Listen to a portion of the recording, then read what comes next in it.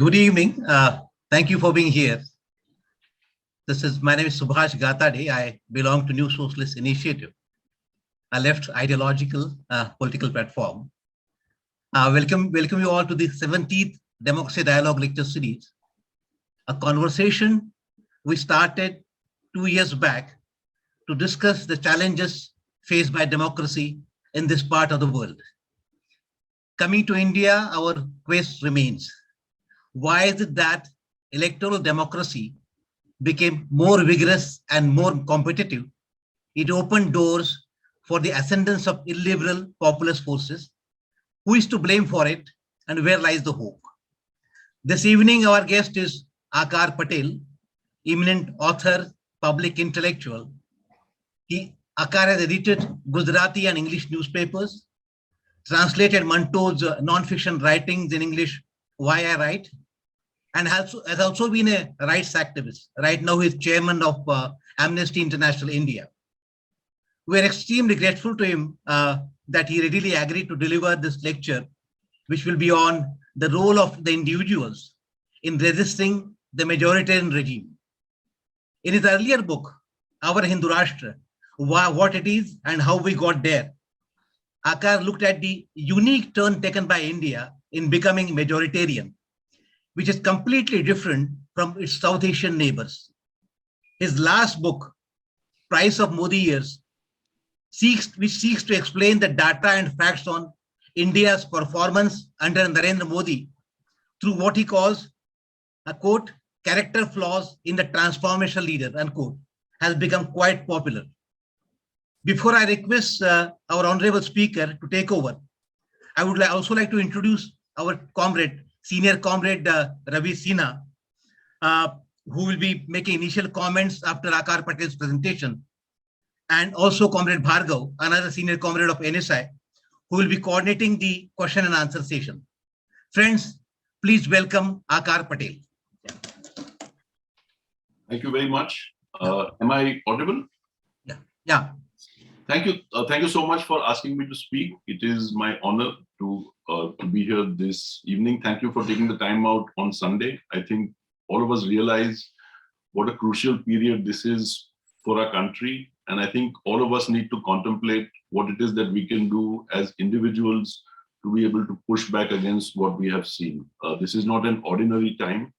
And I think it would be appropriate for us to recognize the most recent issues we have had and the jailing of Teesta Setalwad and Mohammad Zubair, both without cause. In one instance, because of the urging and goading of the Supreme Court, entirely false, and the other because of an attack on him from within the BJP. I'll try and keep what I'm saying purely to facts so that we do not introduce anything which might be construed as being either from a point of view which is ideological or can be refuted. That's what I've tried to do in my books. I'll begin by laying out two sets of things where this country has taken a departure after 2014. And at the end of it, I can speak about and we can discuss what it is that the individual should be doing in this. So till 2014, I think many of us had the impression that India was describing an economic trajectory that was resembling more or less China's, to some extent South Korea's and the other Asian tigers, that we were poised to be an economy which would become modern and with its democratic roots would be one of the shining stars of the globe. The last 8 years, we are now in year 9 of this government, have shown us that that is not necessarily where we are going. The first point to contemplate is that within our neighborhood, Bangladesh was roughly about 45% behind us in per capita GDP in 2014. We were at about $1,600 per capita. They were at about $1,100.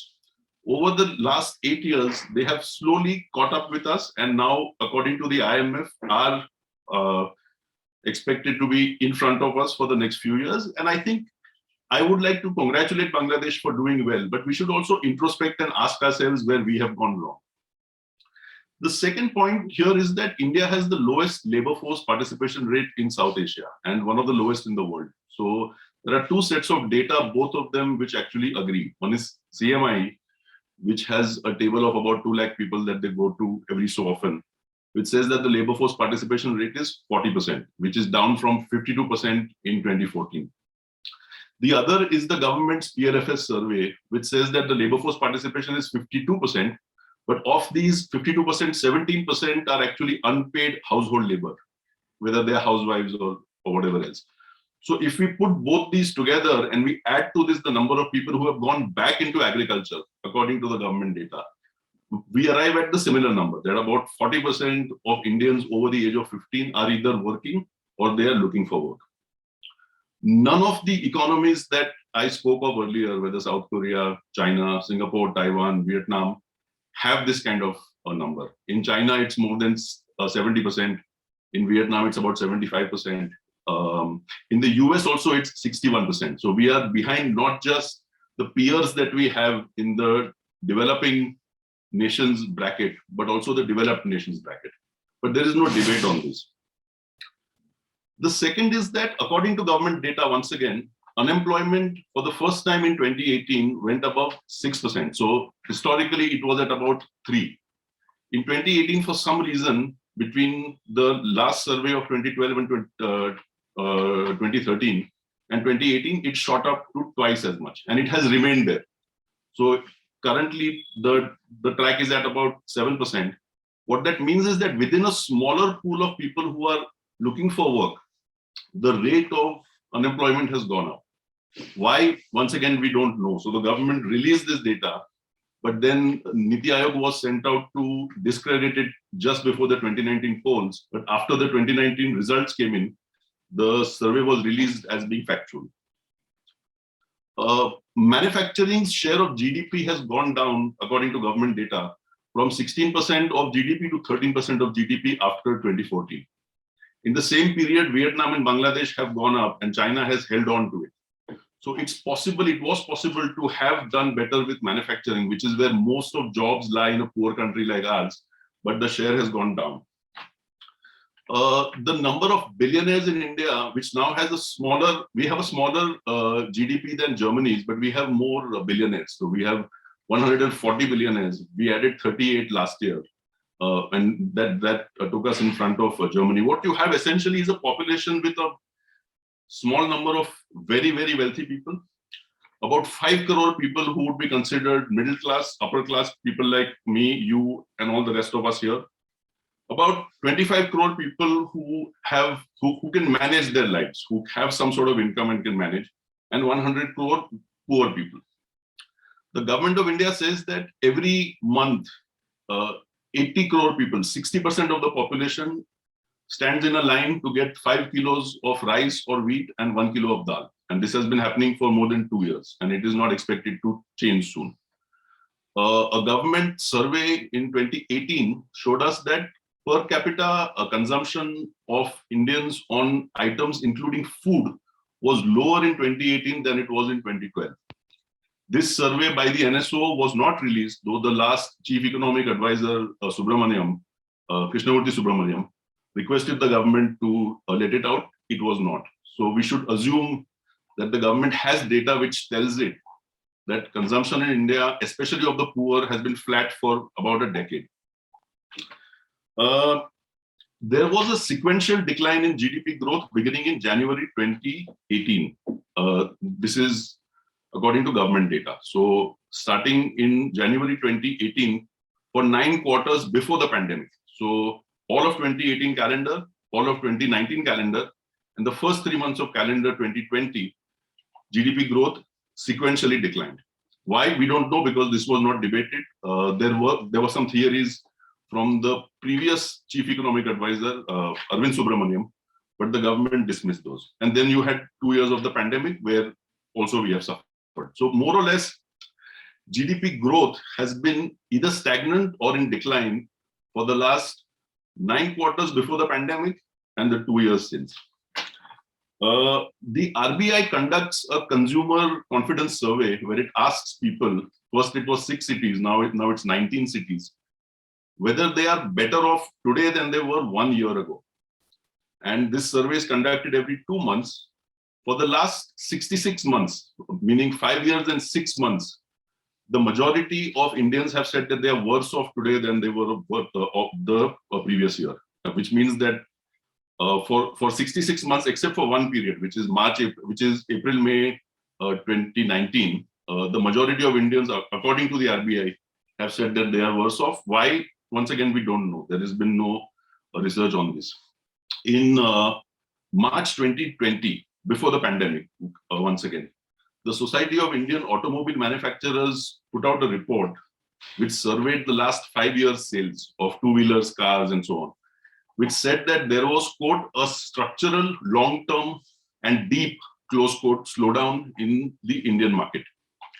It asked the government to inform it and do some more research, but this was neither acknowledged and this research has not been done. The SIAM, which is the same body, tells us that sales of cars in India has been stagnant for 10 years, between about 27 lakhs and about 31 lakhs. So it has not risen in this period.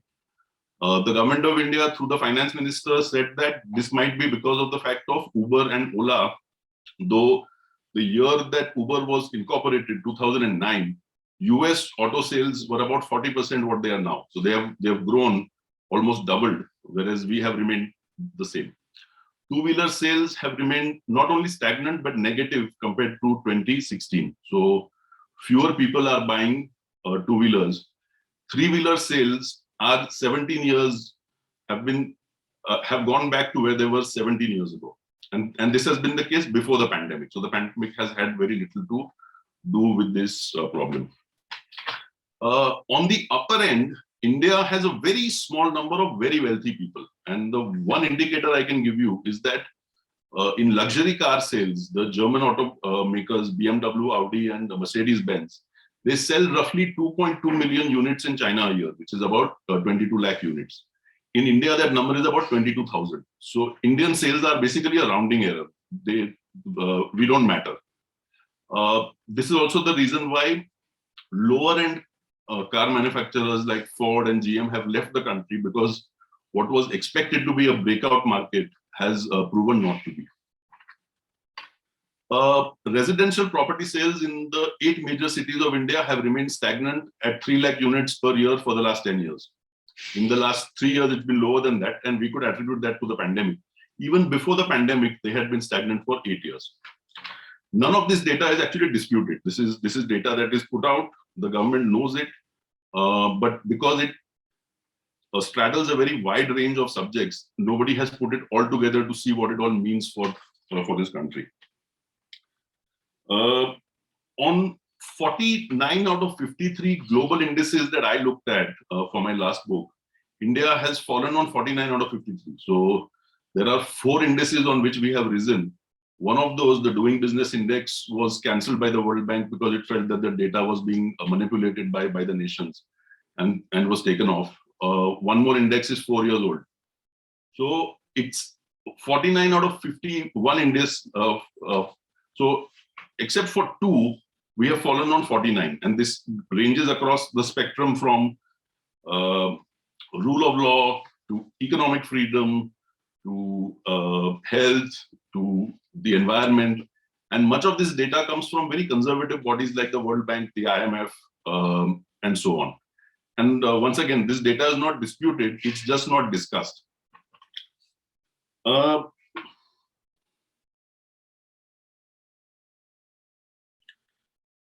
So this more or less is one part of the issue, that post 2014, not only have we gone on that trajectory that many of us felt India was destined to go on, which is becoming the next China, becoming the next South Korea.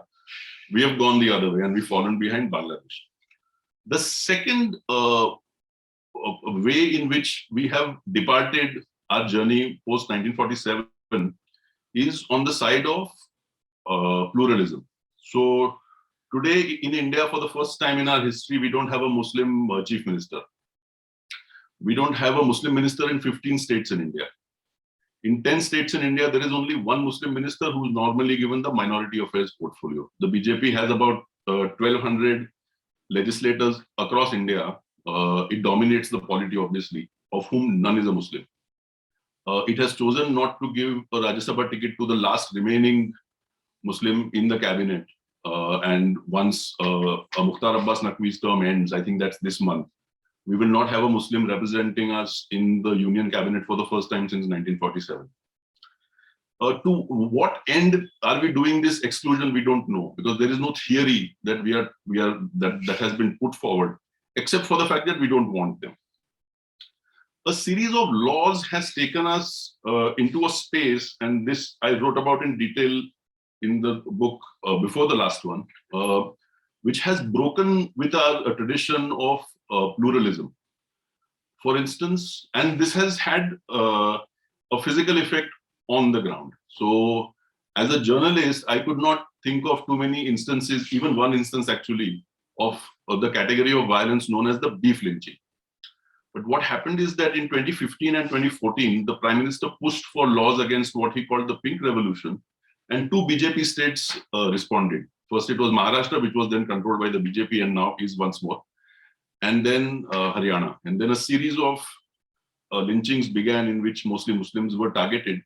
The media had two hate trackers, one in the Hindustan Times and one in India Spend. Both of these hate trackers were taken down and the editors were let go of.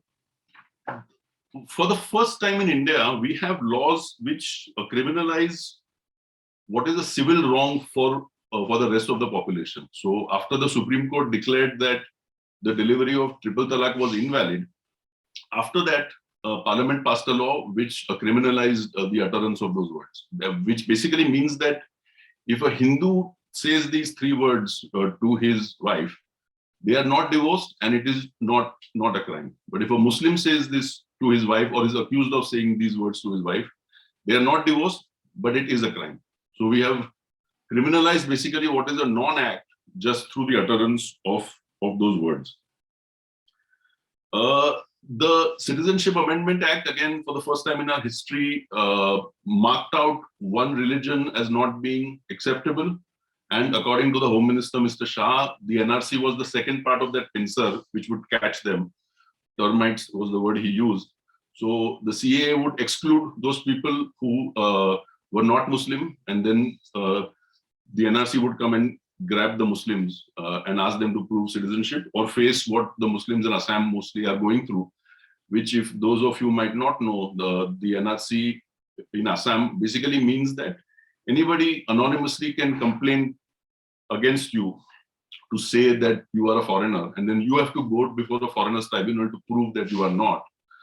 The foreigners tribunals are run by people who are on 2-year contracts, and the contracts are only renewed for those people who are marked maximum people foreigner. And we know this because this was filed by the BJP government in Assam as an affidavit in Guwahati High Court.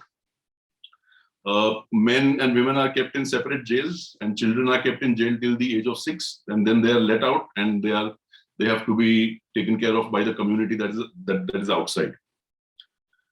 We criminalized interfaith marriages beginning in 2018 in 7 BJP states, where basically it is a crime for a woman to change her faith after she marries. And even if an adult woman testifies that she converted of free volition, the state does not accept that as a valid testimony. It is for the person she's marrying and the family she's marrying into to prove that there was no coercion. Many of these laws have come with the reversal of burden of proof. So common law, which is the jurisprudence that we follow, says that you are innocent until proven guilty, which is a maximum that many of us know about. But in many of these laws, in citizenship, in the marriage law, which is called the love jihad law, in UAPA, in PMLA, as of the last 4 years, the burden of proof is reversed. So the state puts you in jail, and then you have to prove to the satisfaction of the judge that you are innocent without looking at the evidence that the state is putting up. This is one reason why it has become so difficult for people who are in jail under UAPA as under trials, not as convicts, to be able to secure bail, and they will remain there for a long time. Kashmir is the only part of India which is Muslim majority, and it's the only part of India which is not under democratic rule. The Supreme Court of India chose not to conclude hearings on the habeas corpus of Kashmiris, including chief ministers, and they continue to remain in detention in many ways. There is a weapon used for crowd control in Kashmir that is not used anywhere else, which is the 12-gauge shotgun firing birdshot, which has blinded more than 1,000 people and killed people, including the security forces who use them, because it is not a controllable weapon. Muslims have been blamed for the spread of COVID, which went on a sort of vilification campaign, aided not just by the media, but also by government authorities, who said that the gathering of the Tablighi Jamaat in Delhi was responsible in large part for what happened later, which is not true. And once the story moved on, this was not addressed, and no apology or clarification was given. Lastly, what has happened since 2014 is that one notices that the government has ceded its legitimate authority over violence. So there is a Weberian construct which says that the state is the only legitimate wielder of violence, that nobody outside the state can use violence legitimately, and those who do so have to be punished. What is happening in India is that mobs have taken over. So if the state in India, in the National Capital Region, gives a public space for a couple of hours to Muslim migrants coming from all parts of northern India for the Friday prayer, because they don't have access to a mosque, they are a migrant labor, the mob can come there each week and force the state to take back the authority, which has happened. That the mob can heckle and bully Muslim girls and women outside schools and colleges and force them to take off clothing, and the state will look away. We have seen also instances of this in Karnataka, the state where I am in, where mobs have forced Muslim vendors to move away from places that they were vending close to temples with no law, under no law, but just using the force of the mob, and the state has succumbed. Because of this, and we have the non-veg and all the rest of it in Gujarat and in the rest of the country as well. Because of this devolution of authority, of violence from the state to the mob, we should expect that this will not stop, that this will in fact continue, that once the mob is empowered and it knows that it can win, and it has won.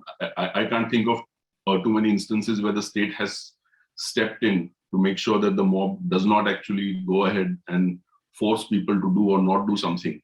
Because of this, we should expect that this will actually continue, and that the size of the state on the subcontinent is very small, that the per million size of the police force of teachers and so on is quite small compared to the rest of the world.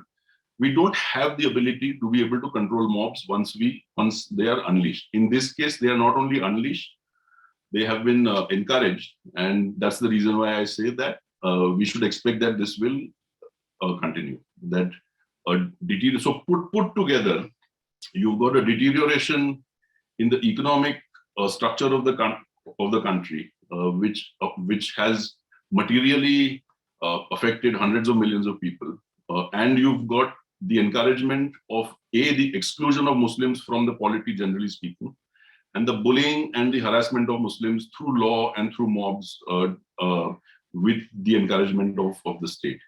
This is where we are. This is the problem that the individual in India post 2014 is looking at. We have many other problems. We've got poverty and so on, but these are things that have been introduced by the state. These were not new things. We have added them deliberately to what was already quite a chaotic and troubled land, and this is what the individual has to think about, whether or not the individual thinks of herself as being an activist or just a citizen. The final part of the thing that there are many other things, including foreign policy, national security, which I don't want to get into today.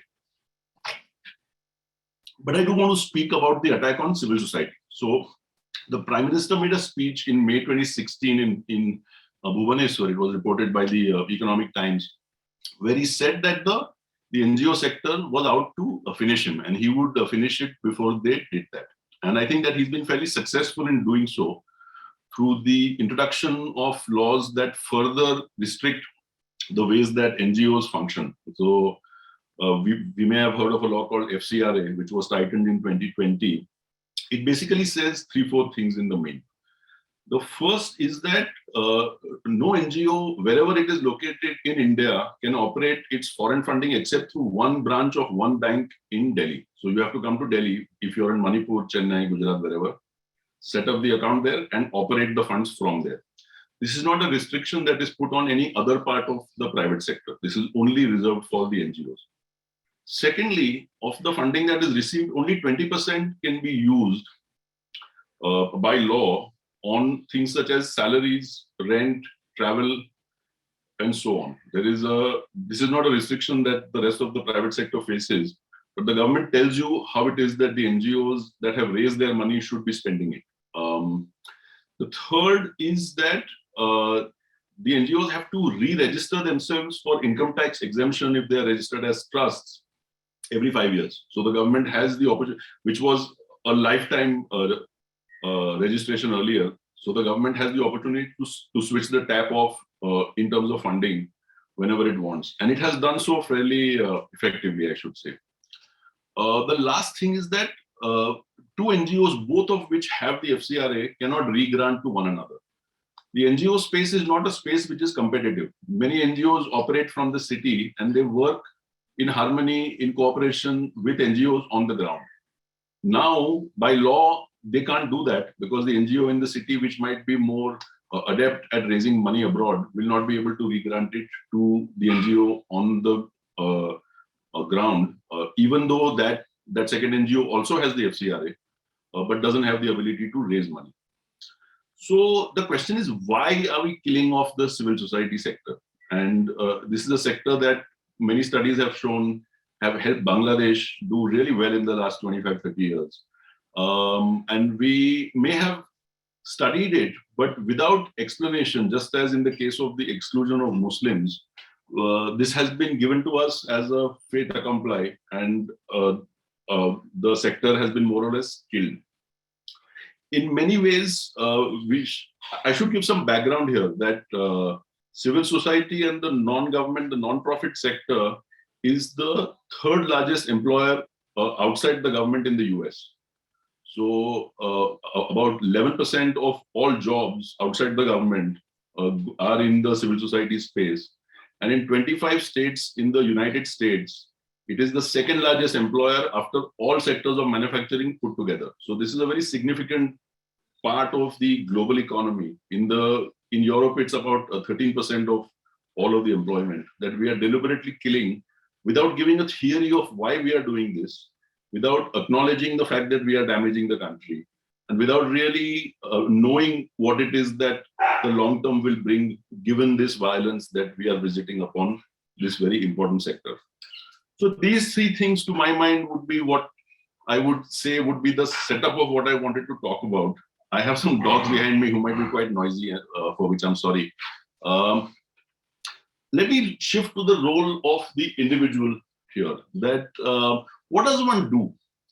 The thing about India is that it is insufficiently autocratic. So we are a majoritarian state, but we are insufficiently majoritarian. When Mr. Jaishankar goes abroad, when the MEA responded to the USCIRF's criticism yesterday, they said we are a pluralist and secular democracy, which is true in text.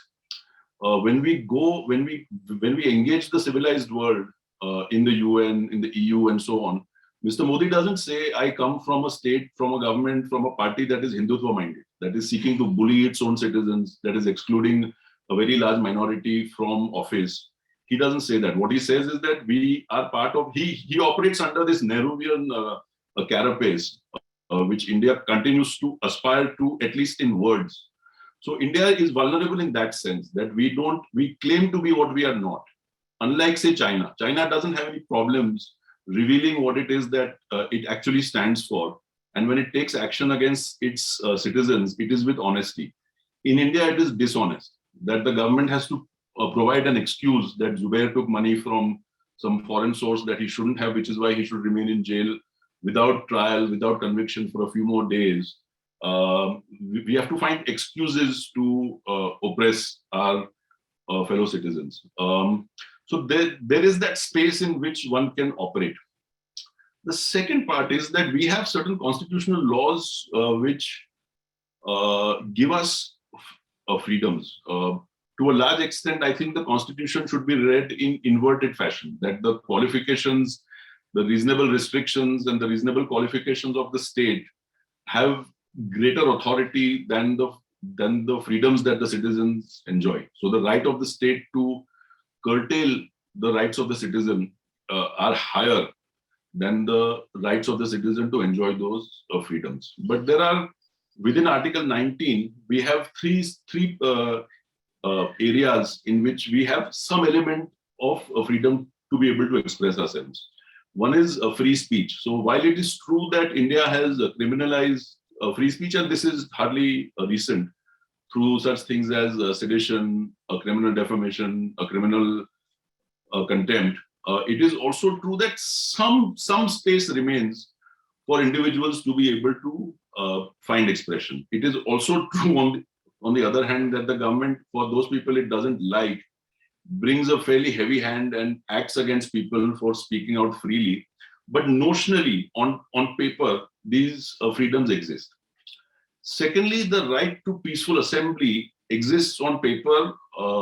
We have the right, just like you see in many civilized parts of the world. You have 4 or 5 people standing outside a corporation, standing outside a government office with placards protesting. We can't do that in India by law. So basically, if you want to organize a protest in this country, you have to file an application to the police, and the police has the right to give you the permission, not give you the permission, or not respond at all, which is what they do most of the time. But technically, theoretically, that right remains. Thirdly, the right to association. So while it is curtailed through FCRA, while it is curtailed in many ways through the delegitimizing and the banning of organizations, the right exists. The fundamental right is defined as one which enjoys a high degree of freedom from encroachment by the state. That the state has to have a very strong reason to encroach on the rights of the citizen on the issue of fundamental rights. That is not the case in India. That the state has a great degree of freedom to be able to encroach, and it uses this freedom with or without legitimacy to be able to obstruct what it is that the individual can do.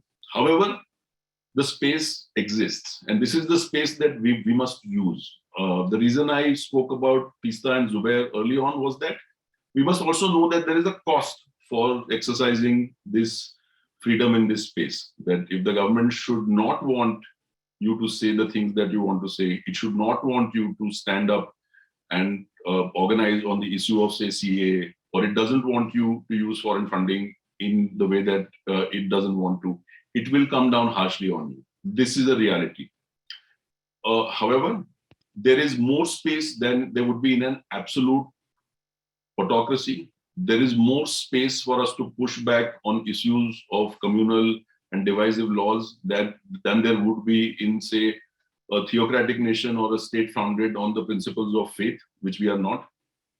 And because of this duality, there in some sense exists the space for us to be able to push back against the state.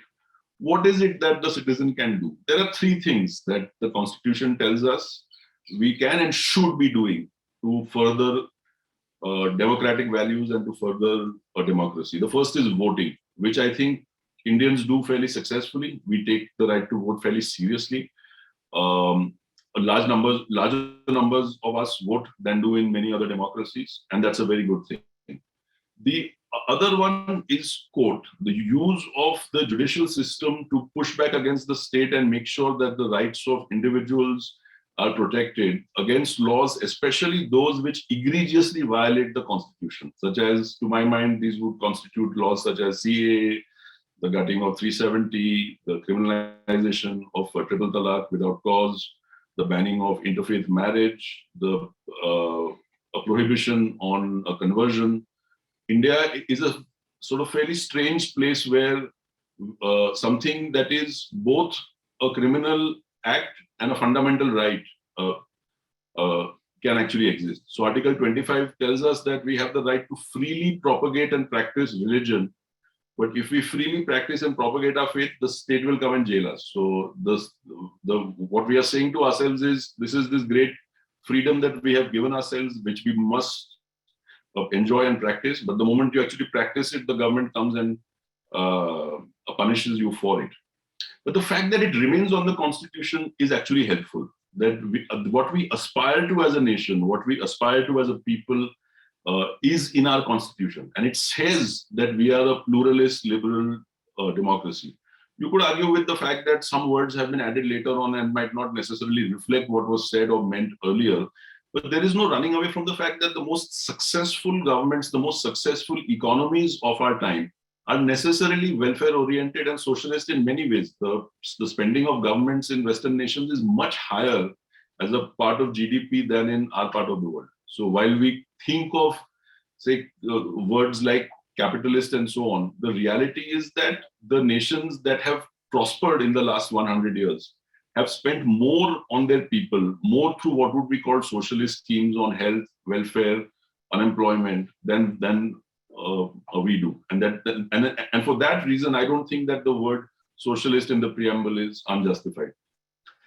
The word secular is writ large. I think anybody who's read the Constituent Assembly knows that while the word doesn't exist specifically before the 1970s, it is what is meant, that we are not a nation that is to be run on the whims and the fancies of one faith, that we have to accommodate all of our faiths, their traditions, their religious characters, and their culture, which we are not doing at the moment.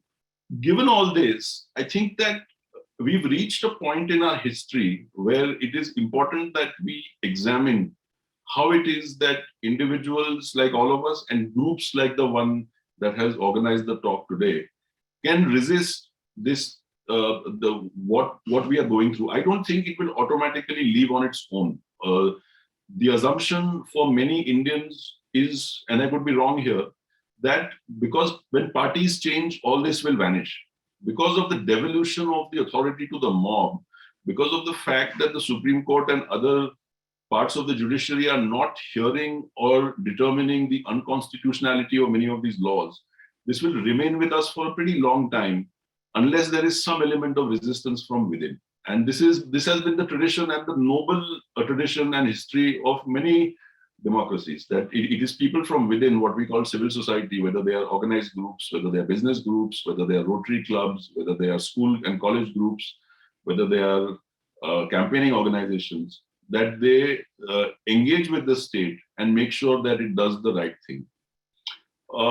My next book looks at some of the technical ways in which this can be done. But I think the two most important things here are, one, to inform ourselves. What is happening to our country and what is being done to it, I think is an important thing that all of us should know, particularly in a point in time when the media, for whatever reason, and we could go into the reasons if you want, has become subject to the fancies of the state. One part of it is economic, because of the fact that India is no longer describing a high growth trajectory. There is not enough money in the media to be able to defy the state. The state in India, the government of India, the union government, is the largest advertiser in South Asia. It gives out about 2,400 crore rupees a year. Sonia Gandhi asked Mr. Modi to stop this money when the pandemic began, which he did not respond to. But between this money that it sends out through Swachh Bharat ads and all the front page ads we see every day, and the stick that it wields in terms of making sure that media houses, if they are not towing the line, are punished in some way. Raghav Bell was not given a license. He's one of the most famous journalists in the world, was not given a license for security reasons to start his own channel. So between this carrot and stick, we have a media which is mostly pliant, and information of the sort that we are discussing today rarely gets debated or disseminated in wider parts of the population.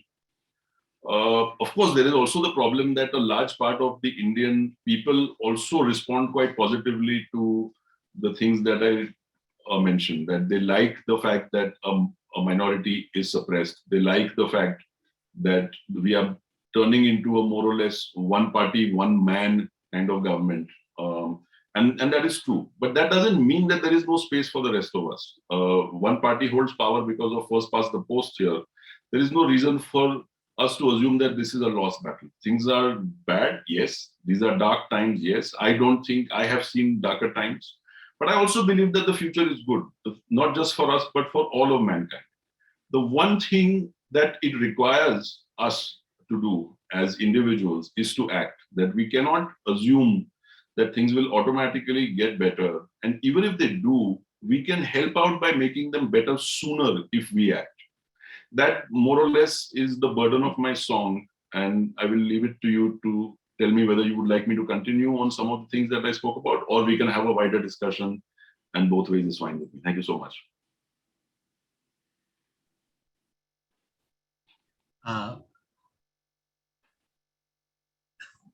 Thank you very much. I think you can continue this discussion, but we can take it in the question answer session also, comment session also. I think that would also be better. And I will request my friend and comrade Ravi to make some initial comments. Ravi. Yeah. Thank you, Subhash, and thank you, Akar, so much for once again for accepting our invitation and for such a lucid, factual, objective talk.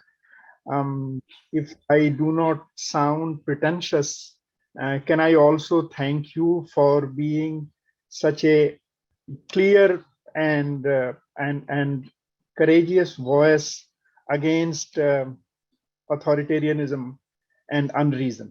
We really admire what you do. I will just to start the discussion session, I get this first opportunity usually to thank our speaker once again from our side. And also, as Subhash and Bhargav sort out our next commentators or questions, let me just start with 2 or 3 points. Since we have got hold of you, I would like to know, I would not like to miss this opportunity to ask you, why are the corporate leaders, the commanders of Indian capital, why are they so afraid, or why are they so blind? Even though if what we hear is true, only a few of them are being favored by the government. So others should be resentful, and yet we don't hear any voice from anyone. The question I am asking also, because given the fact what India is, and what today's world is, any society in the current state, if we are not talking of distant dreams of socialist revolution and so on, will develop through the intervention of somewhat visionary capital, somewhat visionary corporate leaders. But in India, the situation is absolutely dismal, and there is such monopoly of power with this party and with these leaders that everybody is quiet. So I mean, people, how to blame people? People are having difficult life, and it is difficult to organize, especially against such a behemoth of an organized political force. But what about the corporate leaders? So I would say that they've done quite well, and they have no reason to actually protest. So if we look at the share in GDP of profits by the listed companies, it has doubled from 2% before 2017 to more than 4%.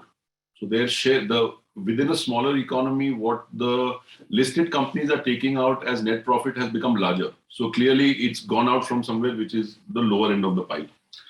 Secondly, I think that a lot of the businesses in India the big businesses in India are arbitrage driven, and they are not actually globally big brands. They don't have anything to sell outside of India, and they are dependent on the government for this reason, because they either extract ore, minerals, or they refine petroleum. They are in the sort of businesses where they are fairly close to the government and depend on the government to a large extent, unlike, say, an Apple or a Tesla, which is not dependent on the largesse of the state. So these are the two things. And I think that it shows. The fact is that China's GDP is 6 times the size of India's, but the two wealthiest Asians are both Gujarati men. So I think the corporate sector has done quite well. We could argue about why it is that this has happened. And I think that the debate seems to be whether it's deliberate or because of incompetence. But the fact is that between 3 things, one is demonetization, the second is GST, and the third is the national lockdown, a lot of business has transferred from what is called MSME towards the bigger corporates. And there's a fairly good study by CMI that shows that even within the listed companies, the top 10% have taken a very large share out of the bottom 90, given the fact that they've been able to better manage the chaos. So I think for us to expect those people who have not only profited, but done fabulously well in the last 8 years and continue to do so, will say anything about what is going on. Ideologically, if what is motivating me is the generation and the management of my capital and the disbursement of profit, it is unlikely that my morality or my ethics or my duty to my nation as I see it will overcome that with such a powerful thing. And I think that this is only to be expected. I think anywhere in the world this would happen, where you've got an oligopoly. It's almost a duopoly of people who control very large parts of the economy, and the control and power they have is indeed growing every year. Thank you. I really like this answer. I agree with you, and I'm happy to hear this answer because, corporate sector as a whole or capital as a whole is benefiting, and to expect that they will be visionary and they will think about the whole society at the cost of their profits, will be naive. The second question I have is individual that you have underlined. I agree with you that individual is the seat of holder of legal rights. Individual can also be the moral principle of resisting a majoritarian state. But can individual be the centerpiece of the organizing principle against a majoritarian state, or in resisting a majoritarian state? By that, I mean that in common sense wise, we always think of political forces and political movements resisting such regimes, and the liberals all over the world are finding it hard to resist the upsurge of right wing because underlining the individual all the time, they do not know how to turn individual into the organizing principle of resistance. So what would you say to that? I think that's a fantastic question, and I think that you're right. Actually, the answer resides in what you asked for. It is absolutely true that democratic structures are designed in the way that institutionally there are things that stop, block, or defy the intrusion of majoritarianism or authoritarianism. And by which I mean that you've got a system where you've got checks and balances within the judiciary, you've got the ability of the opposition to win states and push back from there. You've got the freedom to have and build sort of associations which can structurally give sort of input like the ACLU and other institutions around the world. My point was at a much lower level, actually, because so many of us feel helpless and we feel distraught that we wonder what it is that we can do tomorrow, we can do today. And I think that it's important that while people should know that the best way that societies correct themselves are through formal institutions that counter the overreach of one sort of institution, because we have a settled polity. Nobody's trying to overthrow the constitution. Nobody wants to make this an undemocratic state. Nobody wants to, even on first past the post, many people on the liberal side might feel it's fine and so on. So in terms of structure, we have what it is that is required to be able to push back. In time, hopefully that will work. I don't think that there was something that Justice Chandrachud said this week, which is that rights and the asking of rights shouldn't reside primarily or wholly in the Supreme Court, that they should also reside elsewhere in the polity, such as the legislature and the government and the state. And he's right. And we should be able to insist that these parts of the polity stand up for us. But purely as one person, what is it that she can do that she doesn't know how to do or might not feel enthused enough to do, is something we need to talk about. I think that it's a very basic part of democracy, but it's not one that is exercised in as much as either as enthusiastically or in as many numbers as we tend to do voting. And I think that it's important for democratic societies, for individuals to be able to stand up and speak and to act. Go ahead. Go ahead. We have with us Kumar Ketkar Saab. He's a long-time friend of Akar Patel as well. So before we take up the question from the chat box, I will request Kumar Saab to make comments or raise a question, please. Well, actually, it is continuation of what Ravi just mentioned. Apart from the corporate sector being silent, why the almost entire professional class, which is middle class, architects, accountants, scientists, surgeons, doctors, engineers, software, otherwise, NRI community, why all of them, despite knowing the data which he presented, why they continue to be not just soft, not just conniving, but faithfully supporting Modi to an extent that it becomes extremely irrational and a kind of blind support. How come one explain this so-called intelligentsia, which does not understand the kind of data that CMI produces? They don't see unemployment, they don't see the petrol price, they don't see the dollar versus rupee, and yet people like Swaminathan Iyer say that there's nothing wrong in dollar-rupee relationship, it can go even beyond 80. So I don't understand this media, judiciary, and bureaucracy. And the subsidiary of the question is, the entire operation is not done only by one Mr. Narendra Modi. He doesn't even perhaps understand the details of the agriculture laws of the CAA. He is quite an illiterate person as far as I understand. And yet, the bureaucracy which actually drafts these laws, the large bureaucracy in the PMO and in other ministries, they draft the laws, and how come they are surrendering? Why judiciary surrenders? One can understand, as you explained, why media surrenders. Why judiciary surrenders? Why bureaucracy surrenders? Why there is no revolt in the, I'm not saying revolt of entire class, but why nobody, not a single person says that I disagree? In election commission, once only the Tawasa said, but otherwise, election commission, judiciary, CBI, NIA, media, even RBI, how come not one person raised the doubt about what the policies are or what the data actually is? And people like so-called, right-wing intellectuals or economists like Bhagwati have suddenly gone on silent. I have not heard Bhagwati for the last 2 years. So what is this? I mean, how does one understand the educated intelligentsia totally supporting? In fact, they have become the bulwark of the electoral support of Narendra Modi. So how come one understands psychologically, not only politically? No, so there's only one IAS person that I know of, which is Kannan Gopinathan, who quit because of what happened in Kashmir and with 370. Yeah, one more is there, but... And there has been, we should acknowledge, some pushback from within the RBI, both on the issue of demonetization, which first they opposed and then they rubber stamped.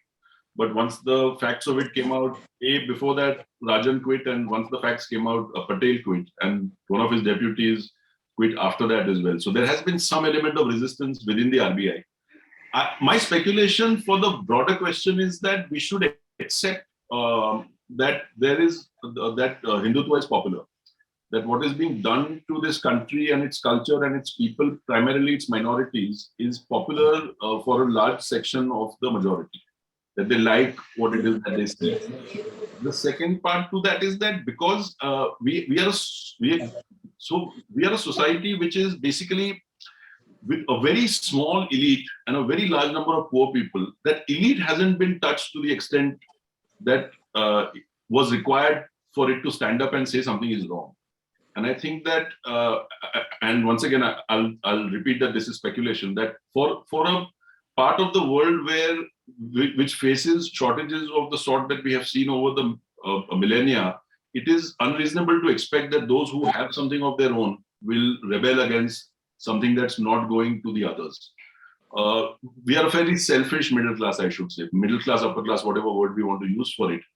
Also, I think historically, these institutions that have put themselves together have always been trade-based. They haven't been wide enough to be able to accommodate things outside of their immediate concern, whether it is whether it's chartered accountants or doctors, or maybe doctors to some extent. But for the most part, these gatherings tend to be very statist. They tend to be fairly conservative, and they tend not to muddy or stir the waters too much. And I don't think that will change. The surprise to my mind has come from the third part of what you said, which is the judiciary, the higher senior bureaucracy, the foreign service. The foreign service, we have about 850 IFS officers. It is astonishing to me that they are okay with what has gone on. And I'll give you a couple of examples of what I mean. The main reason why CAA was, after it was legislated, was not implemented was this very brave mass protest led by Muslims, mostly by Muslim women. But there's a very strong condemnatory motion that the European Parliament tabled, and it was reported here in our papers that it had enough votes to pass. Jaishankar went to Brussels and held off the vote on that. And I suspect that this is a very opaque government, so we don't know whether it's true. But one reason why CAA has not yet been enforced on the ground is because of pressure from the European Parliament. The other thing is that in late 2019, Kashmiri children are the only part of the world to not receive any education throughout the pandemic because we cut off internet there for 17 months. Because of that, Congresswoman Jayapal tabled House Resolution 745, which had some element of bipartisan support. And once again, Jaishankar sort of avoided meeting her because he felt some pressure. But 6 days after the Biden administration was sworn in, we lifted the net blockade.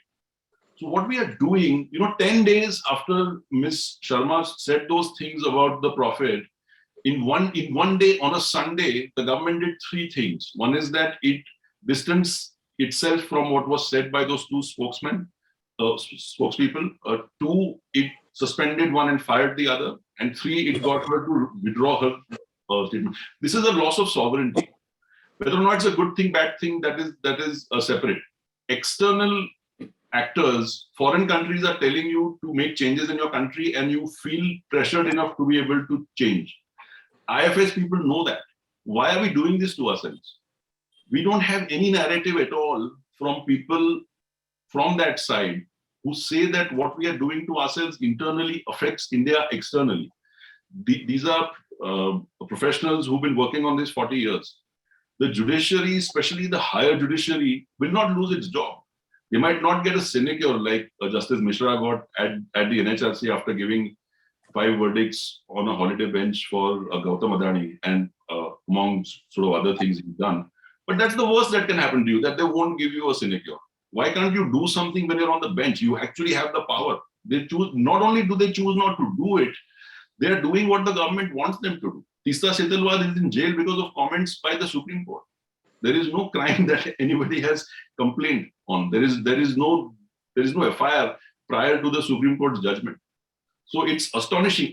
I know that I'm not shedding too much light on your question or giving you a full answer because I don't know myself, but I can only speculate that all these things put together mean that we have a larger set of problems or a problem much larger than the one that most of us think we have. No, but since the subject is individual, I will not, take long. Since the subject is individual's role, earlier High Court bars, bar associations, Supreme Court bars have always taken a stand, something which when the state, what it does, they don't like. Bars have taken, but now even bars, the academic institutions, the university professors association, they were very vocal Forget during emergency, even otherwise, they were vocal. And why that vocal voice has completely disappeared now. And they are all individuals. So what I'm expecting is not whole of bar taking a position. I'm not, and majority of the middle class that you described as selfish is the middle class which provided the best of the trade unionists, best of the lawyers who confronted, best of the judges. I mean, even during emergency, H.R. Khanna was there who protested against whatever was happening. So why there is not a single judge? And suddenly Ramana goes eloquent in US saying that we have the best judiciary. And I don't understand why not a judge. I mean, the so-called celebrated Chandrachud, also, how come they give a judgment, they don't sign it?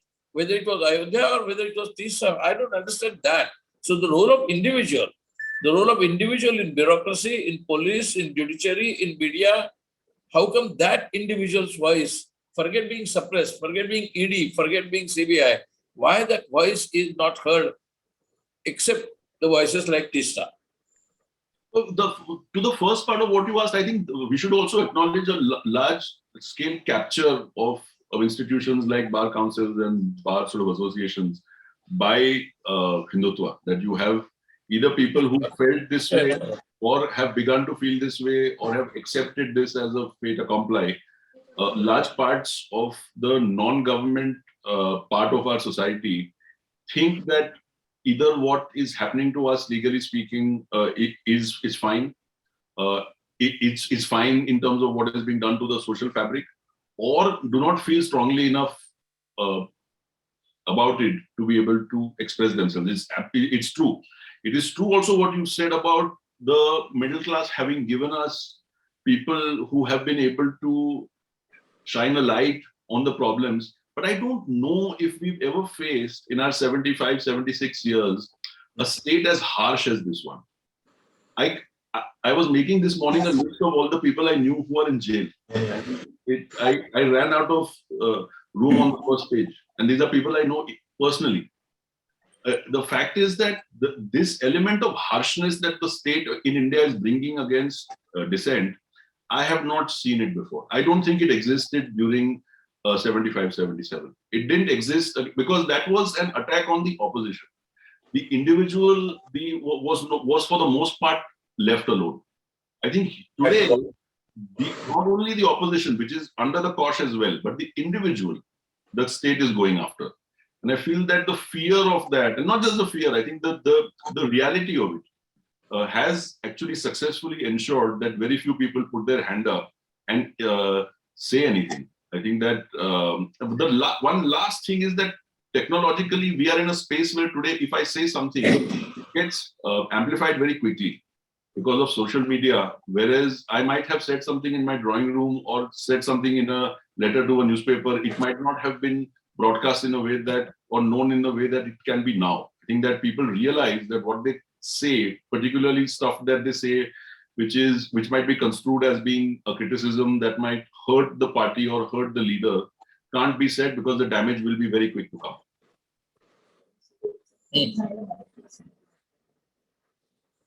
I will request Bhargav to take a question for the chat box. Thank you. Yeah, thank you, Subhash. And thank you very much, Akar, for this lucid presentation and thought-provoking presentation. There are several questions waiting in the chat box, and there are different kinds of them, but one kind of them, many people spoke, and I'm clubbing all of them, like Pramod Joshi, Rana Sen, C.V. Ramana, and others asked. One question which is coming repeatedly from 4 or 5 people is that, what can we do, the progressive people can do in this kind of situation? As individuals, as small groups, what they can do, what can be the alternative action plan for them? So that question repeatedly came. So I'm asking that question first, putting it before you first, then we can take later other questions. So I think the one thing which we, especially people of our age and our vintage and our liking, haven't used as much or haven't used as effectively is social media. That we need to figure out how it is that we can reach out to more people who are like-minded, or more people who are sitting on the fence and might not know what some of the facts are, and to talk to them. And I think that we haven't completely failed here, but we certainly haven't used this beautiful new technology in a way that we should have or should. I think for many of us, social media has a negative connotation, and we tend to ascribe to it mostly things that are like WhatsApp groups and so on. But it's much more than that. And we have this technology that is available to us for free. We should certainly be using it in a way as a tool, which I think at the moment we are not.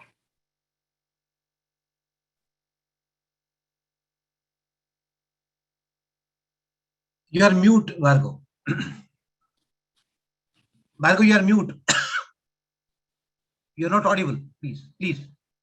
Oh, okay. Sorry. Just coming. There is a question from Mr. Usman, and his question is about the data he provided about the bad situation in investment and all that. He's asking that on private investment, is there any systematic analysis of the link between business investments, like MOUs and investor summits that this regime keeps telling us about, and employment generation? Modi is touted as being able to attract a lot of investors, and investor summits with astronomical investment commitments are reported, but I have never seen any follow-up on what has come from them. Has anyone looked at the fate of these MOUs and investments, especially vis-a-vis job creation? So we have a problem in this country, generally speaking, with data, that what was a very good and robust institution, the NSO, has been degraded in several ways and made less autonomous. But also the fact that the quinquennial survey, which is the 2017-2018 consumer expenditure survey, was scrapped. So we don't have any data on that for 10 years.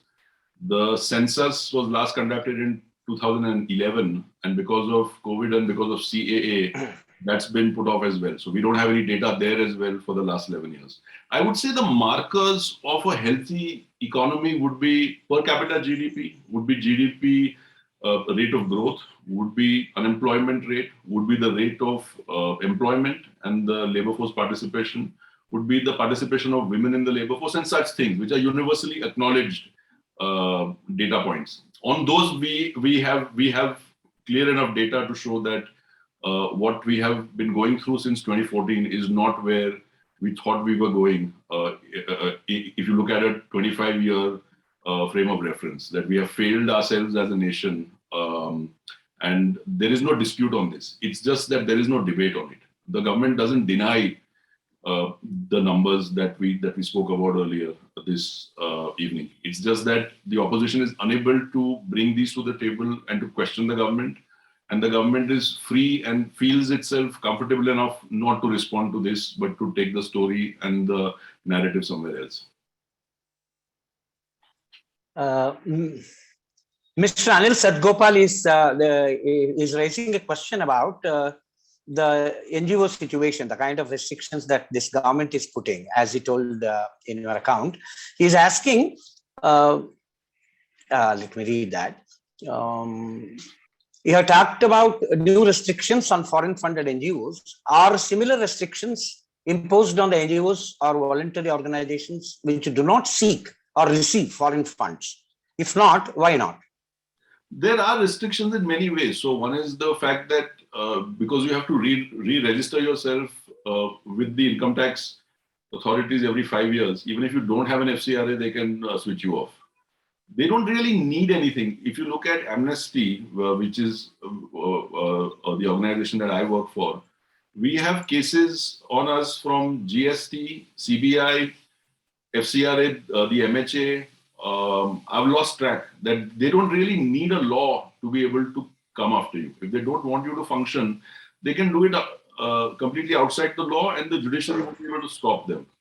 So I think the civil society issue is one where the judiciary could have stepped in and rolled back some of the laws and made things reasonable, but chose not to for whatever reason. And like with many of the problematic laws in India, these laws are challenged, but they are not taken up. So if you look at electoral bonds, so basically the story of FCRA is quite strange, and some of you who don't know it might find it sort of interesting. It's a 1976 law. It came during the emergency, and it was meant to restrict funding to political parties, to the judiciary, and to the media. What has happened is all these segments have taken themselves out of FCRA. So judges can write books after retirement and get hundreds of thousands of pounds, as has happened, and be paid by drug lords, as has happened and has been reported, through a publisher in London. with the bond scheme, political parties can now accept money from any entity, a foreign government, foreign company, whatever it wants, without a problem. BJP was convicted of FCRA violation in 2016 by Delhi High Court because it illegally received money from Vedanta. What it did was to change the law to get the political parties out, only leaving the civil society groups in. So we have been persecuted in this way. Just like the bonds have not been decided by the Supreme Court, many of these laws which restrict NGOs, whether they receive foreign funding or not, have not been settled by the judiciary, and I think that that's a shame.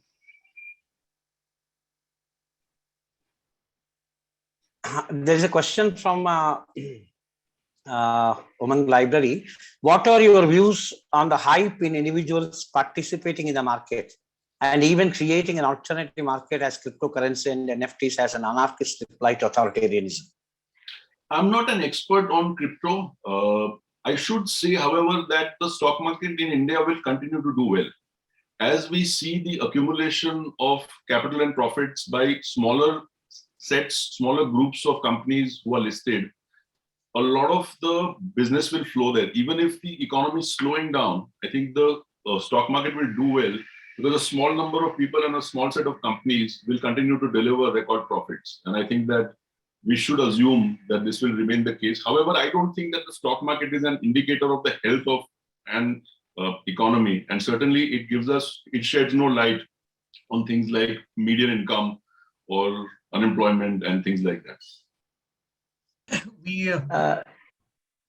Please. Subhash. Please. We have with us, can I please ask go ahead. Kannan Srinivasan from the audience? He is there. And can I ask Kannan to join the discussion? Kannan Srinivasan? There?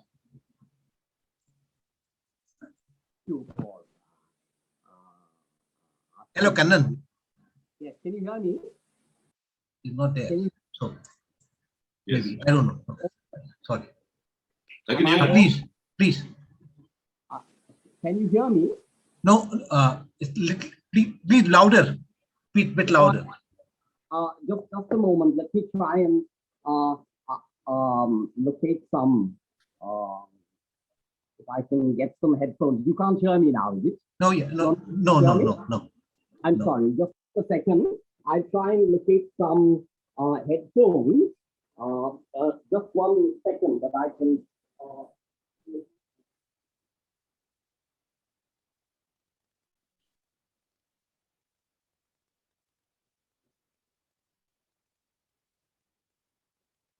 I hope this works.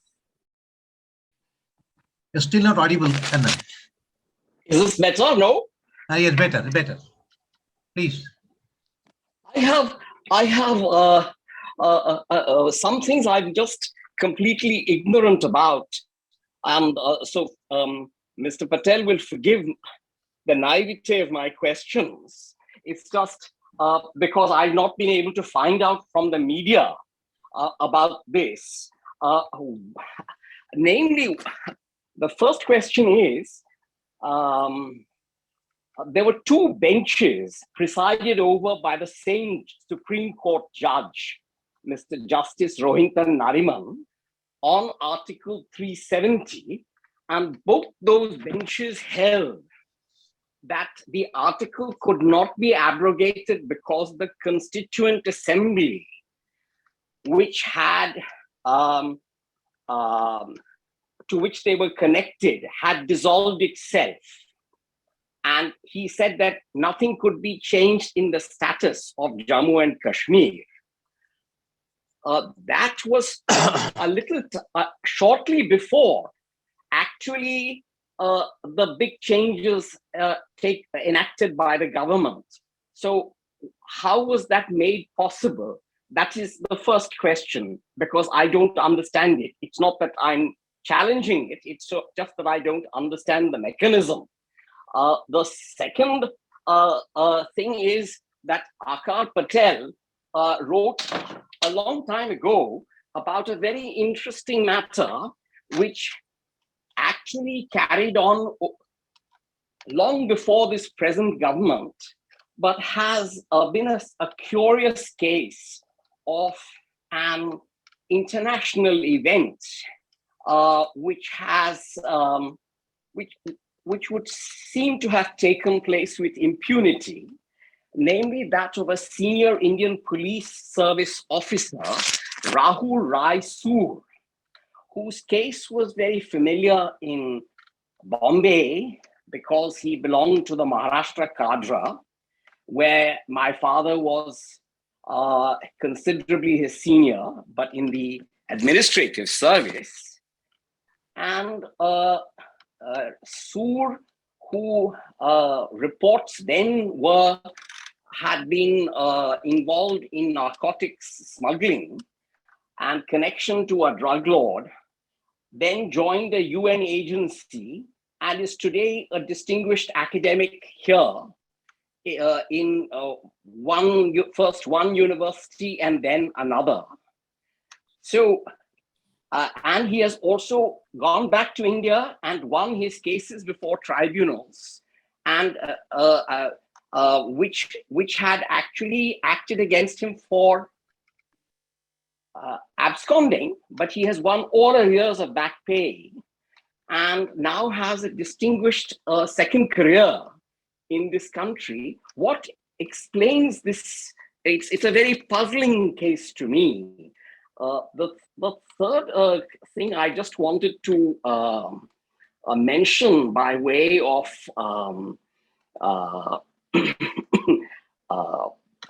just historical event, which I don't know if it will give people courage or inspiration. It's a very odd thing that I discovered in the course of archival work. As you're aware, India was the second largest creditor of the Second World War after the United States. And the amount of money owed by Britain to India today would be of the order of $100 billion. And so it was and it is therefore much larger than even Marshall Plan aid. Britain defaulted to India. Anticipating that default, the chief economic advisor in the Reserve Bank, J.V. Joshi, from 1943 onward began writing a series of memoranda suggesting what could be a course of action. None of his advice was taken, but all of it is on record. And this is when when there was a British governor of the Reserve Bank, British Viceroy, and that he recommended the seizing of British assets in India at the time of independence. I only mention this man because this is extraordinary independence at the time of our own freedom movement by somebody who was in the employ of the government. So that's just J.V. Joshi. Nobody else has ever mentioned him. I've never met him, and I've only seen his name when doing our historical research. So to the first point on Kashmir, Article 370 has not in fact been abrogated. So it remains as part of the Constitution. But what has happened is a sleight of hand. So what we've done is we've transferred the power of the assembly there out, and we've given it to the center. And the center has what is called operationalized Article 370. So the text remains, but internally it has been gutted. It was for the Supreme Court, after this was done, to hear whether this was constitutional, that you have effectively abrogated it without doing so specifically. This it has chosen not to do. That it not only did it not hear and decide this, it did not even hear for months the habeas pleas of Kashmiris, including chief ministers. And these pleas went undecided. Habeas is a cornerstone of common law, but we chose to ignore it. And I think that the judiciary has to account for it at some point. Rahul Rai Soor was not accused of absconding so much as absenteeism. So he left. Basically, this after Sanjay Dutt had a problem with narcotics, his father, who was then an MP in the Lok Sabha, reversed the burden of proof on the NDPS Act. So it made it impossible for somebody who was accused by the NDPS of possessing or trading in narcotics to be able to get bail. We've seen what happened with Aryan Khan, who had nothing on him, but still had to spend a month there. Using this power, many police officials enriched themselves and some of them left the country. The government should have taken action there, but given the kind of people we have within the government, this becomes difficult because you either compromise or you don't work hard enough to build a case. This appears to be the case here, and the man remains abroad.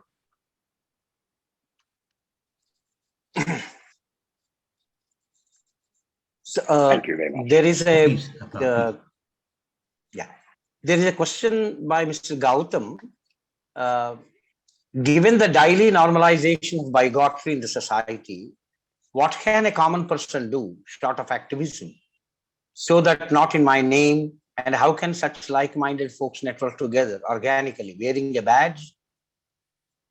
No, I think activism is a rather grand word. I think that just making sure that in the communication you have, even with the people you know, your family WhatsApp group, making sure that the right material is disseminated, that people are aware of things on the side of the economy, on the side of the social fabric, on the side of laws, that people are sensitized to the fact that not everybody in the country shares our faith or shares our gender or shares the amount of wealth we have or are as privileged as we are. Just sharing this basic stuff is good enough. I think that one needn't wear a badge and come out and be identified as an activist or be raging at some barricade to be to qualify as somebody who's doing something today. Just being aware of what we are doing to ourselves as a nation is good enough to my mind.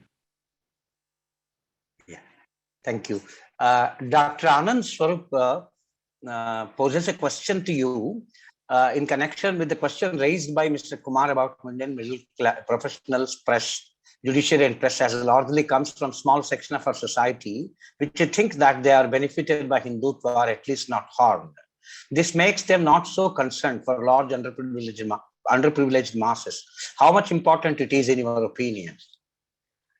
I think it's a significant aspect to the problem we face, but it's not the only aspect. I think that selfishness is something that we can attribute to one individual. I don't think that I would be brave enough to say that all sort of organized institutions and all the individuals within them are selfish and are looking away. There are various reasons why people might choose to speak up or not speak up. One reason I think is that many people agree with what is going on. We should accept that. I think that Mr. Modi is a very charismatic, really popular leader. I don't think we've had anybody of his popularity perhaps ever. I could be wrong, but I don't think that we can deny the fact that while you and I and people like us would like to look at numbers and statistics and the judiciary, many other people are content with just words and they lead their lives the way they do. Somebody said that in a part of the world where most people have no agency on their lives, and which is true. Most people in India will live and die in poverty, in the same poverty that their parents lived in the same poverty that their children will die in. For such a population, for such a large number of people, to be able to stand up for grand things like secularism and constitutional pluralism might be expecting too much. And there is a supplementary question from Anil Sadgopalji regarding the restrictions on NGOs. His comments are like this. He seeks your comments on this. You are right, and you are right that both foreign funded and those which are not have to re-register with income tax every 5 years. Yet those organizations which do not seek or receive foreign funds have significantly less restrictions than those which receive and far more freedom to act than FCRA dependent NGOs. This indicates that those not dependent on FCRA have much more freedom to take up pro-people's issues, which FCRA dependent organizations don't have. This tells us the preferred option in social action. Your comments, please. I think the action that the government takes against organizations is for the most part determined not by how they are registered. It's by the work they do. If you do work on Kashmir, they will come after you no matter how you are registered or whether you have foreign funding or not. If you work on UAPA, they will come after you no matter how you are registered. It won't even matter if you are not registered and you are purely an individual. So while FCRA is part of it, it's not the larger part of it.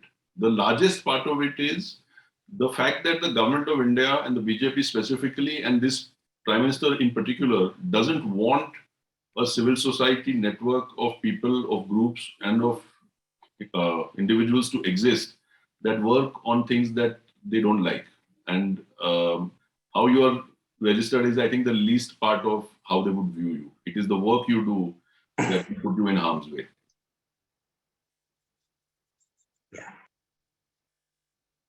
We have with us Dolores from Canada. They have been organizing some protests also recently. Dolores, can you say something about you?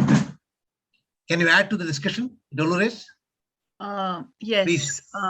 Well, I don't think I can add very much. Akar has covered everything so systematically and thoroughly, and in the questions. What I was interested in was this question of what can individuals do, and I think we're all trying to mull over that, and in our various locations, what can we do that can be effective, right? And we know in the diaspora that the international image, as Akar said, Modi goes around and, wraps himself in this blanket of a secular democratic state. So what can we do to bring pressure on these governments where we are located and, international organizations like EU, etc., to call to task, to make it embarrassing, to make it uncomfortable so that it's not business as usual. And I think, Akar, what you have, presented today is very useful. One, it's, for someone like me, and maybe there are others who try to follow as much as possible, but there's so much. So there's been a lot that you have fed us that will be very, very useful. But also to the honesty, right? That these are dark times, but the message of hope, because we want hope, it's also good to hear that things can change. So so nothing very profound from my part, but reaffirmation and a sense of what we can do and how we can have some impact. Thank you. I think it's a good question, and I think that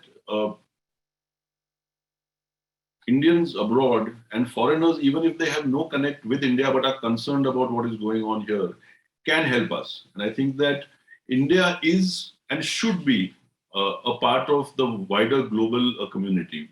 We aspire to be a part of the Security Council, rightly so. We are a big democracy. But then we have to follow the rules we have set ourselves constitutionally, which we are not doing at the moment.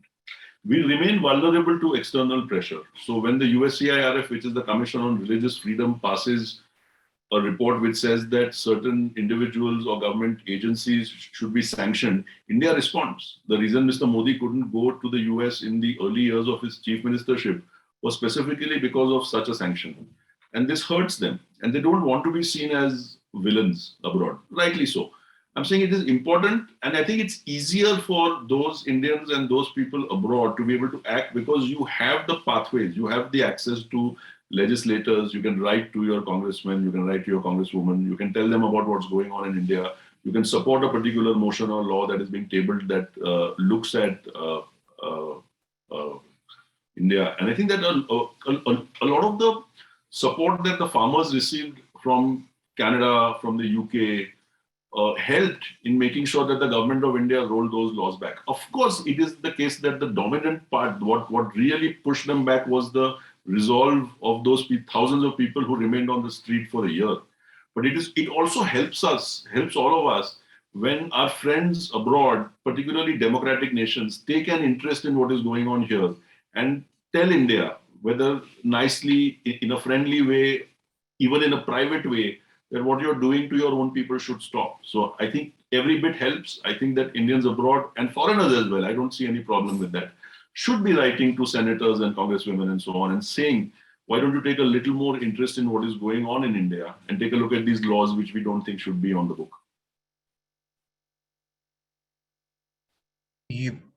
Akar, I have one question about the political scenario.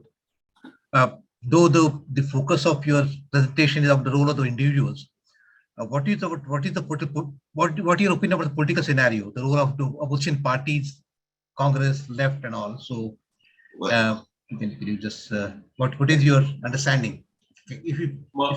I think this is more Kumar's neck of the wood, but my own reflection on this is that I think the BJP is genuinely popular, will remain genuinely popular for some time to come. I think that the next, I don't see the BJP losing in 2024. I most likely don't see them losing in 2029, but that's too far out. I don't have enough data or have enough sort of input to be able to tell from here where it's going. It is a fact that large parts of India have become not one-party states, but one-party governments. So if you look at Gujarat, I'm 52 years old. When I turned 18 and I was able to vote in my first Lok Sabha election, that man was from the BJP. And I was 43 or 44, it was the same guy. And even today, he's now dead, but it's still a BJP. Surat has never seen a non-BJP MP since I was a teenager. Now, it's not seen a Congress government for the last 3 decades. The Congress last won a majority before the Babri Masjid fell. It was then able to cobble together something with the Janata Dal, but it's not won there in 30 years. You see many parts of northern India where more or less you see permanent BJP majorities, where you've got in UP, the vote share is approaching 50% in the Lok Sabha. That's remarkable. In a first past the post system, it's not easy to dislodge that element of popularity. So I see them remaining with us for a long time. I see them remaining strong for a long time. But I think that the damage that they've done is so spectacular that at some point it will catch up with them. When that is, I don't know. Yeah, Akarji, there is a question from Ms. Nabila. She says, I am a Muslim woman who comes from educated background and relatively with economic privilege. What can I do as an individual from the minority whose voice is being systematically snuffed out? And how prominent would you say are contributions in the community outreach and mental health space? Are there sufficient systems in place to address the emotional trauma of the Muslim community? I would not speak either on behalf of Muslims or give them advice on what they should do, but I can I can speak of some things that are problematic. So one is that we face a shortage of lawyers. So many Muslims who face violence not only do not get justice, but are charged themselves with some or the other crime. And there is not enough representation for such people. I think that it would be good if some thought were to be given to how it is that these people, most of whom are Muslims, can be represented properly and quickly in some way. I don't know whether there has been enough thought to this. What happens is when some episode of violence gets amplified on social media, that tends to get some aid. But for the most part, Muslims suffer horrendous legal violence because they do not have people to be able to represent them. I think that this is one area where all of us, and I don't think this is just for Muslims to think about. I think this is one area where we should be looking at more organization and to be able to have a set of first responders, whether they are lawyers or civil society people or media people who can rush to the aid of such individuals when they come under attack. It's a very basic thing, but I think we are at that stage where I think even at the very primary level, there is very little support available to the victims of hindutva violence, especially Muslims. Mr. Usman asks another question regarding possible engineering of communal violence. How do you understand the recently revealed alleged links of the Udaipur murderers to the BJP? There are reports today of someone arrested as an LET terrorist, Lashkar-e-Taiba terrorist, being the social media BJP's social media guy for Jammu. People are reading this as a conspiracy. How do you understand this? A conspiracy like this is not beyond these guys, but are many being too quick to jump on this? Because as a narrative, if you push such ideas beyond merit, they may backfire. Yeah, I think that we should be cautious about either pushing such things or broadcasting them. The fact is that blasphemy has been problematic on the subcontinent in various ways, that People might not know that between 1923 and 1986, there were only 7 cases of blasphemy registered in independent India, including Pakistan and India after 1947. So, but in 1986, Pakistan passed a law which made the sentence. So Pakistan has the same penal code as us. It's the Macaulay Code. So people in Lahore and Karachi and Peshawar know what 420 means and know what 302 means and things like that. Know what 144 means. Under Zia, the punishment was changed from 3 years to first life and then death. And because of that, more than 1,000 cases were suddenly filed after 1986, mostly against minorities, Ahmadis, over a property dispute. So people used the law as an impulse. I think the same thing has happened with beef lynching. So once the state says that something, the criminalization of the possession of beef has led to the lynchings, has led to both the state and society becoming violent. So I know I'm not answering the specific point on that conspiracy bit because I don't know. The BJP is a very large party and will have people of this sort in it. I don't know. One last thing on the beef thing, which I forgot to say earlier, was that on the matter of reversal of burden of proof, a man was convicted in Gujarat, a Muslim man, in 2019 of serving beef at his daughter's wedding. The police was not able to prove that this was the case. The judge gave him 10 years, saying that because the police cannot prove, you have to go and prove that the meat that was consumed all those weeks ago was not beef, which he was not able to prove, obviously. So this reversal of burden of proof has become comical in a sense, that we have become not just a nation which doesn't have rule of law. We've got the law itself going after the vulnerable, using absurdities like the burden of proof.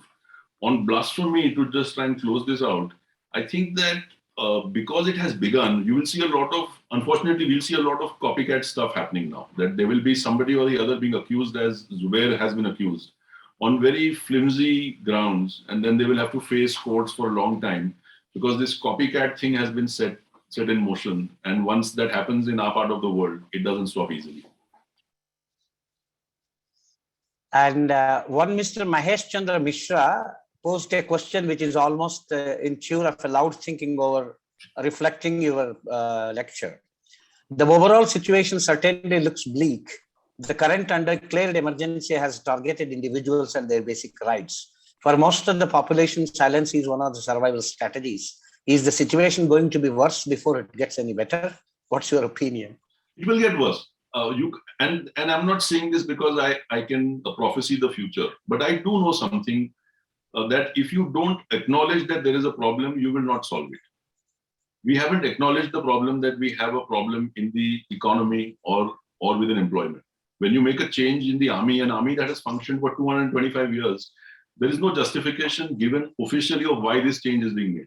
We are told only that this will make things better. The reason obviously is the pension bill. But if you don't, as a government, acknowledge that you have a problem with the economy, you will not solve it. And so we will not solve it. We will continue down this road. We don't have enough people to say no to the emperor. That is the problem. Nobody is telling the emperor that he's not wearing any clothes. People are, in fact, doing the opposite, that they are willing to stand up. Somebody was mentioning Bhagwati. Panagaria has been a devoted fan of Modi's, despite the fact that Modi's policies are exactly the opposite of what Panagaria has been asking for 50 years. He's been saying free trade. What Modi has done through Atmanirbhar is to go back to what we've been doing in the 70s, which is raise tariffs, raise costs for customers who are Indian and have to pay the import fee. And we are building small corporations that cannot compete abroad because they are only selling their product locally with the help of the tariff. This is exactly the opposite of what both Bhagwati and Panagaria have been saying for 50 years. But Panagaria in every interview will praise Modi because the aspect to him that he likes, he loves, possibly the sort of hard Hindutva anti-Muslim side, that is intact. And because you have people like that surrounding him, even those who disagree with him on policy will not tell him that. And so we will not change. So things will get bad in the short and medium term. Things will get good in the long term. I think humanity is one thing, and a lot of humanity's problems are now linked. I think that things like climate change mean that one country cannot act completely independently and cannot be completely sovereign. The rest of the world will tell it what to do and what not to do. Secondly, I think history tells us that on every issue that concerns human rights, what you and I would call the left has won. We have won on slavery, we have won on the women's right to vote, we've won on the women's right to abortion, we've won on any number of things. If you read the articles of the Constitution, from untouchability to caste, where have we not won? We won everything. We will win this as well. It will take time.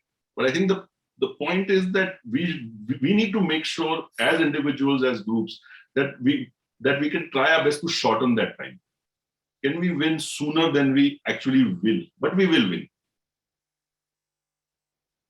There is one last question from the chat box here, which is a very overarching question asked by Alok Tandonji.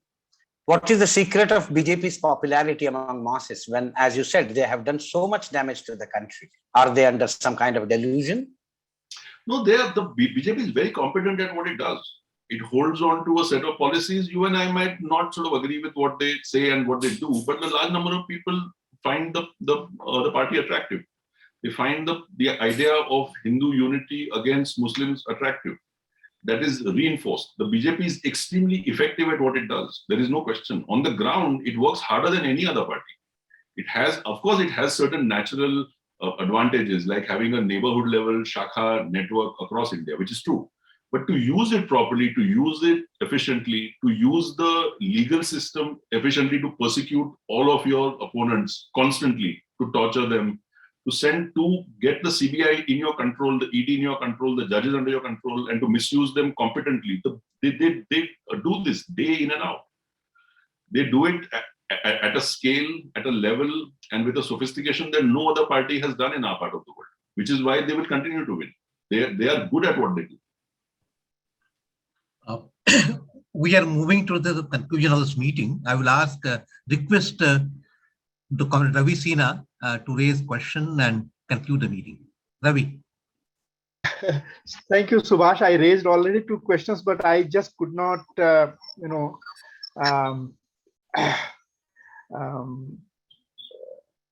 avoid my temptation of asking one more question, which is in the end, which is, what is your longer term and larger scale prognosis? By that, I mean that all over the world, we are witnessing the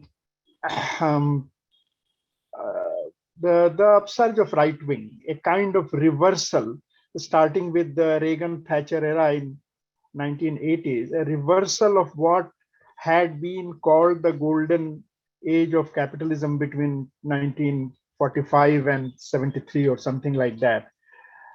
How do you see this long period, longer than the golden period of capitalism, which prized, welfare state and state intervention in the economy and social security net, liberal progressivism, all that, those trade unionism?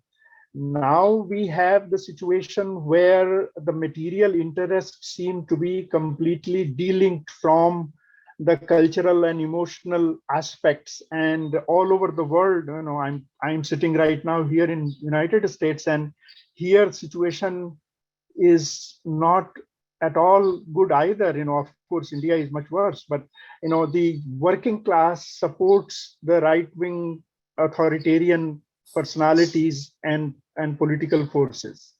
What happened recently, the way they have attacked the Supreme Court in the US, what was the recent judgment on Roe versus Wade, So what is the longer term prognosis you think? How will this age be overturned? This era of right-wing upsurge will be overturned. The reason I am asking question also is that often we all end up either describing or presenting our own list of wishes, but what is the longer term strategy that progressives, liberals as well as leftists should do?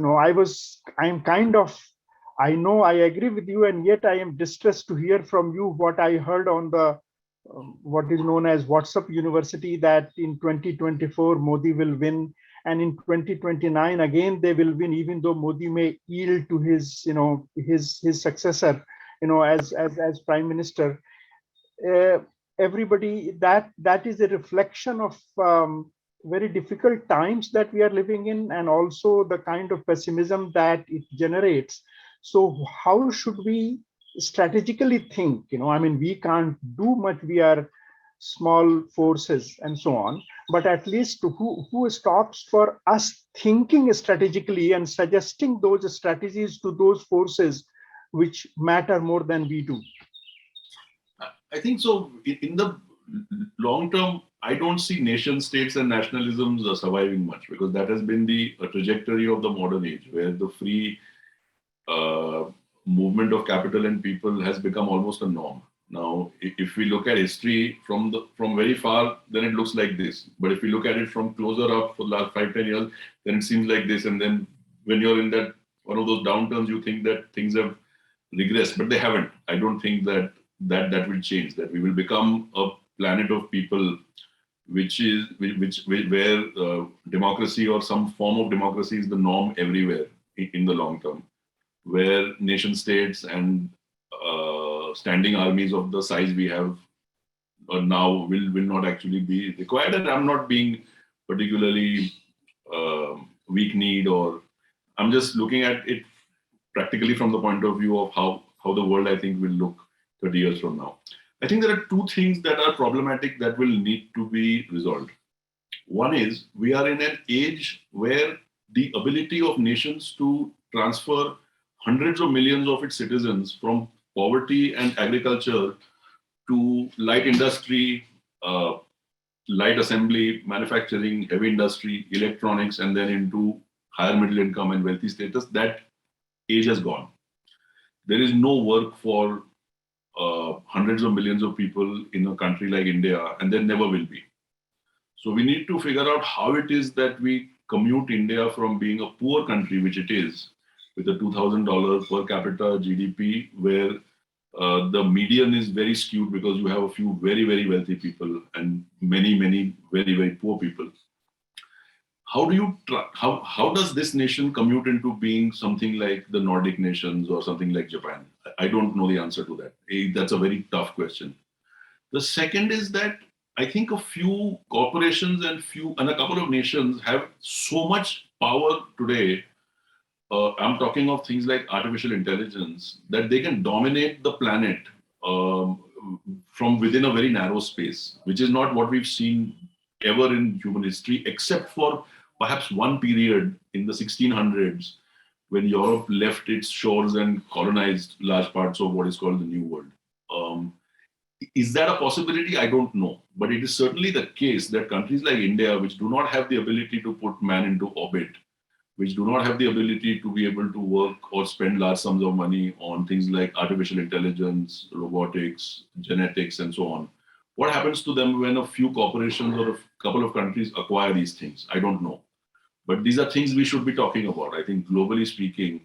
The last thing is that climate change will ensure, to my mind, a sort of stronger working across people and communities around the world in a way that hasn't happened before in human history. That we will not be able to look away from the problems of a land because we see it as being foreign and we don't see those people as being our own.